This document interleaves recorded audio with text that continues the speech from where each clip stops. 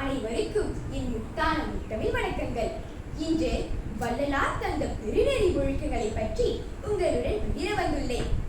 அவையோரே, இன்றும் என்றும் நமக்கு வாக்கள் மூலமாகவும் உரைநடை மூலமாகவும் ஆன்மீக அருளாளர்கள் மூலமாகவும் நாம் மனமகிழ்ந்து வாழ சமயத்தின் நிலை, புலால் மறுத்தல், சிறுதெய்வ வழிபாட்டினை மறுத்தல், உயிர்வழி உழைத்தல், இறைவன் ஒருவனே எனும் உண்மை நெறி, ஒழுக்க நெறி என பல்வேறு வாழ்வியல் பண்புகளை உணர்த்திய வண்ணமே இருக்கிறார்.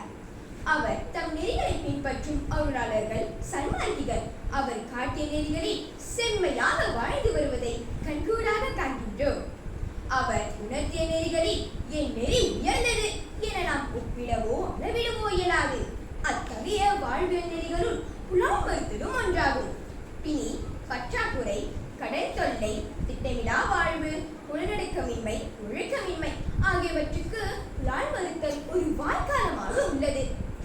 இதுவரை தோன்றிய அருளாளர்கள் யாருமே மரணமில்லா பெருவாழ்வை மனிதனால் அடைய முடியும் என போதிக்கவில்லை.